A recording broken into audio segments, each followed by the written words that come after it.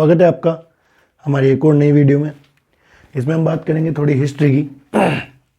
देखो भाई, जैसा हमने सहा है वैसा ही दुनिया के बहुत सारे देशों ने भी सहा है। कहने का मतलब राजाओं का शासन।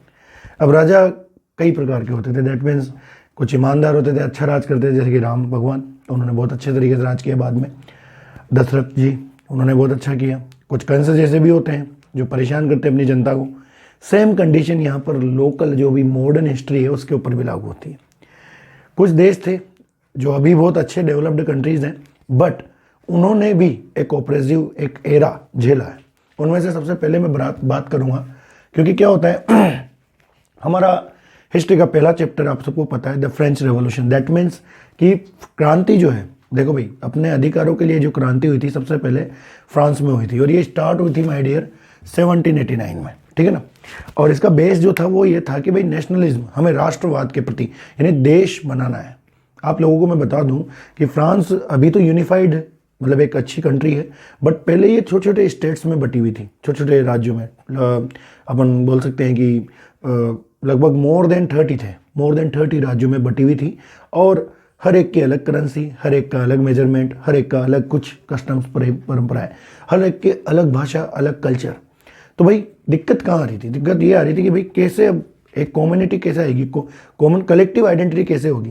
तो इसी का बेसिस था ये the French revolution. French revolution ने एक चीज़ बताई कि भाई अगर अपन अलग अलग सब रहेंगे, जैसे भी अपन भारत की बात करते हैं तो भारत में कई भाषाएं बोली जाती हैं, कई सारे कल्चर हैं हमारे यहाँ, लेकिन इसका मतलब ये नहीं हम कलेक्ट है, हम एक इंडिया के रूप में बटे हुए हैं। भले हमारे यहाँ बहुत सारा इंडिया बसता है, अलग अलग इंडिया बसता है अपने यहाँ पर, अलग अलग कस्टम्स बसते हैं, अलग अलग परंपराएं हैं, लेकिन अलग अलग भाषाएं भी हैं, लेकिन फिर भी हम एक है, भारत हैं।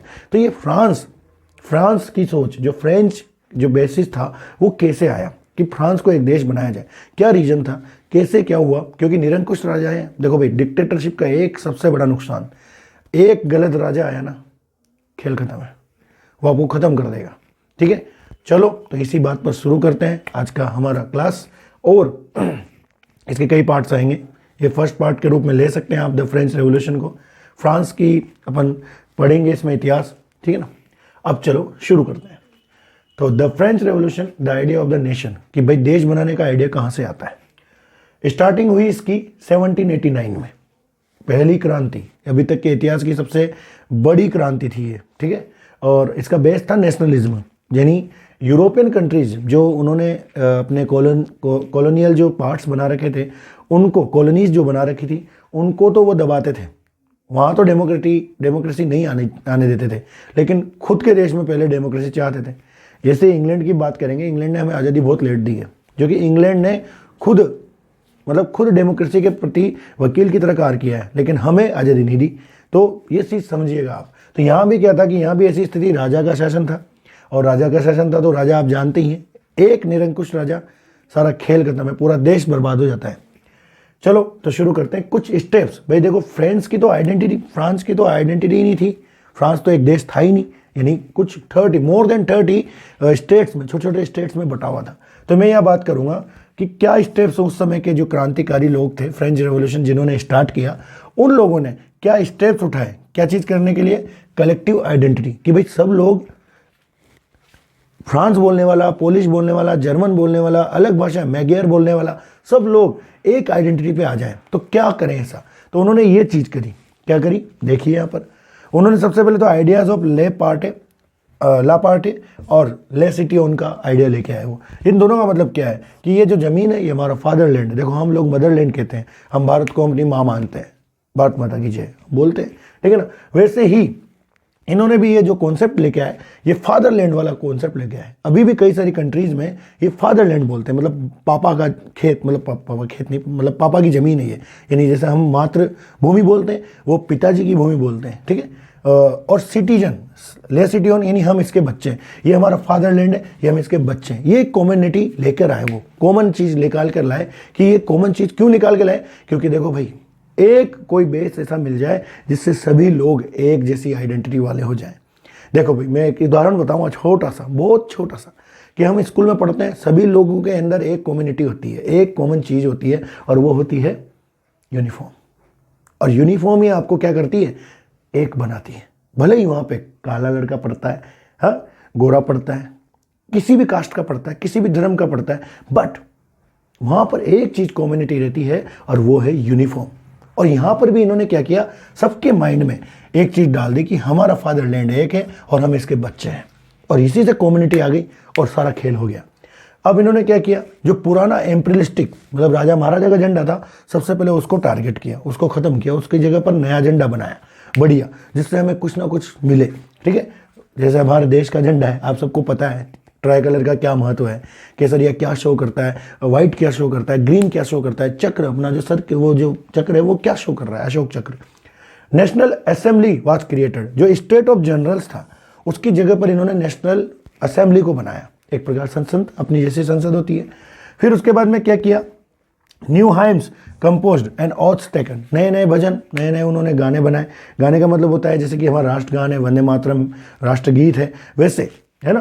तो ये चीज़ें बनाई गई और लोगों को बताई गई, लोगों को देश के प्रति जागरूक किया गया कि ये जो देश हम जो जीवन जी रहे हैं ये ऑपरेसिव जीवन छोड़कर हमें इसके खिलाफ खड़ा होना पड़ेगा और हमें डेमोक्रेटिक गवर्नमेंट चाहिए, नेशनलिज्म पर आना पड़ेगा, राष्ट्र की भावना आनी पड़ेगी, सभी जो छोटे छोटे राज्य हैं इन सबको एक करना पड़ेगा और तब जाकर हमारा देश बड़ा बनेगा। सेंट्रलाइज्ड, अब पहले क्या होता था कि राज्यों के पास खुद का ऑटोनोमस पावर होता था, ऑटोनोमस यानी खुद का स्वाधिकार, तो वो क्या करते थे कि जाओ जैसे अपना राज्य चलाते थे।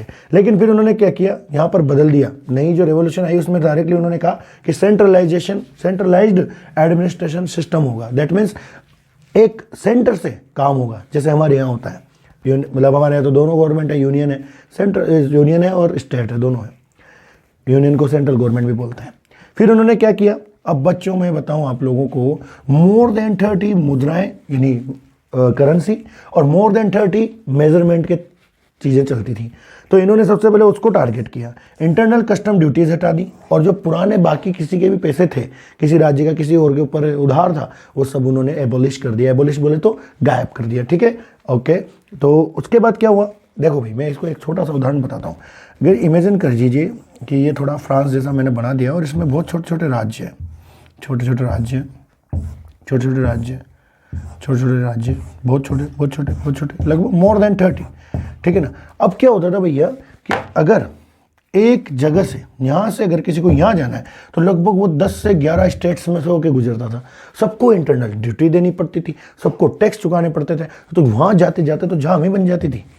इमेजिन कीजिए कि अगर 100 बोरी लेके जा रहा है, वो 100 सैक्स ऑफ और वो उसके वीट के, और वो लेके जा रहा है यहाँ पहुँचाने, और हर एक राज्य की ड्यूटी है 2 बोरी 3 बोरी पर, तो वो तो वहाँ जाते जाते तो गिर कितनी हो जाएंगी, हाँ पूरा प्रॉफिट खत्म हो जाएगा ना। और मुद्राएं भी इतनी थी तो मेजरमेंट में दिक्कत, हाँ मेजरमेंट में कैसे दिक्कत कि किसी एल में नापते थे, वो किसी में नापते थे तो ये एल अलग राज्य में, किसी में 52 सेंटीमीटर का, किसी में 54 सेंटीमीटर का, किसी में 56 सेंटीमीटर का, ये क्या चल रहा था भाई, हाँ मतलब किसी में 57, अब बात नहीं मानेंगे, किसी में 62, तो सोच सकते हो आप कितना गुना ज़्यादा था।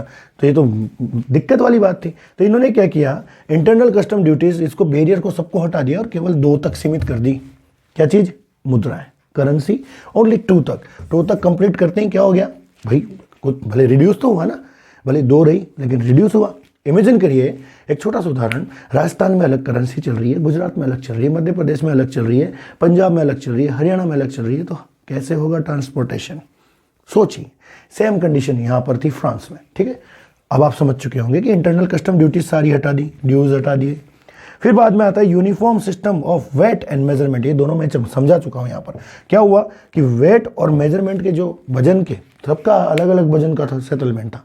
जैसे भी आप लोगों को पता होगा कि 1000 किलो में, मतलब 1000 ग्राम में 1 किलो होता है, लेकिन इनका 1 किलो अलग अलग था। किसी के 1 किलो में 900 ग्राम हो रहे थे, किसी में 1050 हो रहे थे, तो ये दिक्कत देने वाला था। तो इसको भी उन्होंने क्या किया, यूनिफॉर्म लगाया। यूनिफॉर्म बोले तो सबको बराबर कर दिया कि ये मेजरमेंट रहेगा।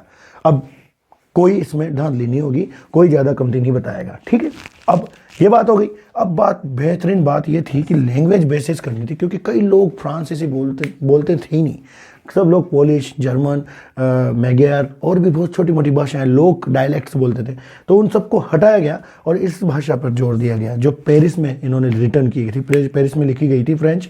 इसको बेहतरीन भाषा के रूप में उनके सामने प्रस्तुत किया कि ये भाषा अपनाएंगे अपन और एक कॉमन लैंग्वेज बनाएंगे, और इन्होंने यही फोर्स किया। और यही चीज़ यहाँ पर बेसिक बनी। देखो मैं बताऊँ आपको, सबसे बड़ी चीज़, किसी भी देश के पास में अपनी गुलामी की चाबी जब तक है, जब तक उसके पास में उसकी भाषा है, उसके भाषा का ज्ञान है, उसका कल्चर है। जैसे ही आपने कल्चर छोड़ा, आप एक बात नाम सुनाओगे मेरे को, मैं बताता हूँ, ये लो, साउथ अफ्रीका ने अपना कल्चर छोड़ा। कल्चर कैसे छोड़ा देखो, आज वहाँ पर उनकी भाषा भूल गए हो, जो भी उनकी भाषा थी, मेरे को पता नहीं है क्या भाषा थी, कई देश अपनी भाषाएं भूल गए, तो वहाँ पर कौन सा कल्चर आ गया, वेस्टर्न कल्चर आ गया। हम लोगों ने अपनी हमारी भाषा नहीं भूले, तो आज हमारी भारतीय हिंदू सभ्यता, जो एक भारतीय संस्कृति है, वो अभी भी चालू है, अभी भी लगी हुई है।